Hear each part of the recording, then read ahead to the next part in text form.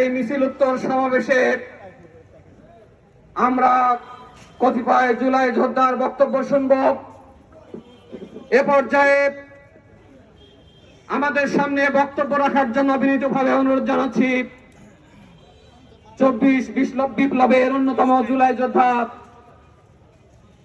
ফজলে রাব্বি রোহান।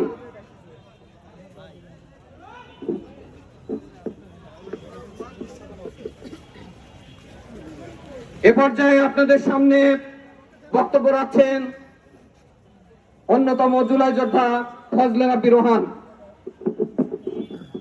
প্রিয় ছাত্র জনতা, প্রিয় সহযোদ্ধাগণ, আসসালামু আলাইকুম।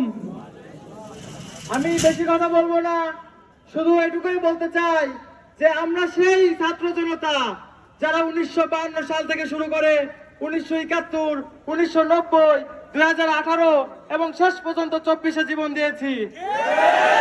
কিন্তু আমরা দেখেছি আমাদের এই ছাত্র জনতার যে আকাঙ্ক্ষা তা পরিপূর্ণভাবে পূরণ হয়ে যায়। যদি প্রশাসন এটা পূরণ করতে ব্যর্থ হয়, যদি সরকার এটা পূরণ করতে ব্যর্থ হয়, তাহলে আমরা এর নিজের দায়িত্ব নিজেই নিয়ে নিব। দরকার পড়লে সরকার আমাদের সশস্ত্র ট্রেনিং দিক, আমরা নিজেরাই যদি এই প্রশাসন যদি আমাদের জীবনের রক্ষা না দিতে করতে না পারে, তাহলে আমরা নিজেদের রক্ষা নিজেরাই করব ইনশাআল্লাহ। ধন্যবাদ। ইনকিলাব জিন্দাবাদ। ধন্যবাদ রোহানকে। সংগ্রামী উপস্থিতি, এ পর্যায়ে আমাদের সামনে বক্তব্য রাখবেন আমাদের অন্যতম প্রিয় মুখ, অন্যতম জুলাই যোদ্ধা সুমাইয়া হাসান পুষ্পিতা। সুমাইয়া হাসান পুষ্পিতাকে বক্তব্য রাখার জন্য বিনীতভাবে অনুরোধ জানাচ্ছি।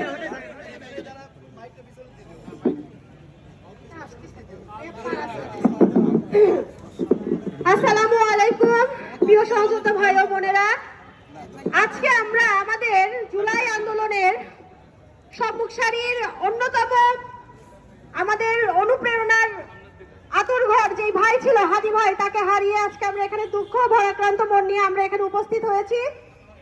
এই প্রশাসন আমরা আন্দোলনের পরবর্তী সময় থেকে দেখছি এই প্রশাসন সার্বিক দিক দিয়ে ব্যর্থ। এই প্রশাসনের উপরে যারা বসে আছে আসিফ নজরুলের কাছে আমি বলতে চাই, সে যদি এই প্রশাসনের নিয়ন্ত্রণ করতে না পারে সে অতি দ্রুত সে পদত্যাগ করুক। আর এমন কোন জারদের জন্ম হয়নি এই বাংলায় যে এই বিপ্লবীদের দমিয়ে রাখবে বা এই বিপ্লবীদেরকে মৃত্যুর মুখে ঠেলে দিবে। আমি আমার বক্তব্য শেষ করছি। ধন্যবাদ পুষ্পিতাকে। এ পর্যায়ে আমাদের সামনে বক্তব্য রাখার জন্য বিনীতভাবে অনুরোধ জানাচ্ছি আমাদের একান্ত প্রিয় জুলাই সহযোদ্ধা শাকিল আহমেদ। শাকিল আহমেদকে বক্তব্য রাখার জন্য বিনীতভাবে অনুরোধ জানাচ্ছি।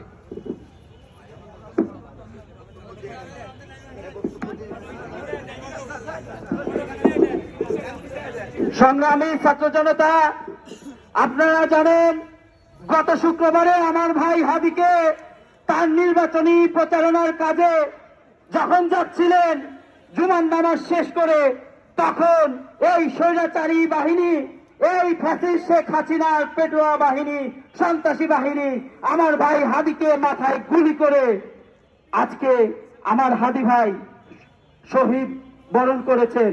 প্রিয় ভাই, আপনারা জানেন এই বাংলাদেশে ইন্ডিয়ার আধিপত্যবাদ ডেকে বসেছে। আপনারা জানেন ভারতের কোন সশস্ত্র বাহিনী আমার ভাই হাদিকে হত্যা করেনি। আপনারা জানেন আমার ভাই হাদিকে হত্যা করেছে এই ফ্যাসিস্ট, এই ভারতের লেফটেন্সার কিছু গুন্ডা বাহিনী, যাদের জন্ম আমাদের বাংলাদেশে, কিন্তু তাদের বীজ বপন হয়েছে ভারত থেকে। তারা বাংলাদেশকে লালন করে না, তারা বাংলাদেশকে ধারণ করে না, তারা বাংলাদেশে বাস করে, কিন্তু তারা বাংলাদেশ নিয়ে ষড়যন্ত্র করে। এই জন্য যারা বাংলাদেশের পক্ষের শক্তি, যারা বাংলাদেশকে নিয়ে স্বপ্ন দেখে, যারা বাংলাদেশের যোদ্ধা, এই ভারতের মদদে তারা ষড়যন্ত্র করে আমাদের এই যোদ্ধাকে, এই দেশপ্রেমিককে হত্যা করছে। এক হাদিকে হত্যা করে লাভ নাই। আপনারা আজকে দেখে যান আমাদের লক্ষ্য হাদি আজকে রাজপথে জুমার নামাজ পড়ে অবস্থান নিয়েছে। আমাদেরকে হত্যা করে দমন করতে পারবেন না। লক্ষ লক্ষ হাদি ঘরে তৈরি হয়ে যাবে। আমরা আজকে প্রতিবাদ করতাম না যদি হাদিকে আপনারা শাহাদত বরণ না করতেন।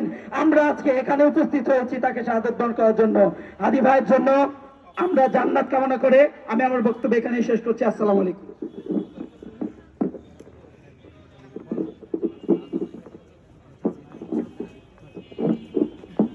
সম্মানিত উপস্থিতি, এ পর্যায়ে সংক্ষেপে বক্তব্য রাখার জন্য বিনীতভাবে অনুরোধ জানাচ্ছি আমাদের অন্যতম জুলাই যোদ্ধা, আমাদের সকলের প্রিয় মুখ, আমাদের একান্ত প্রিয় ভাই মিনহাজ হোসেন রাতুল।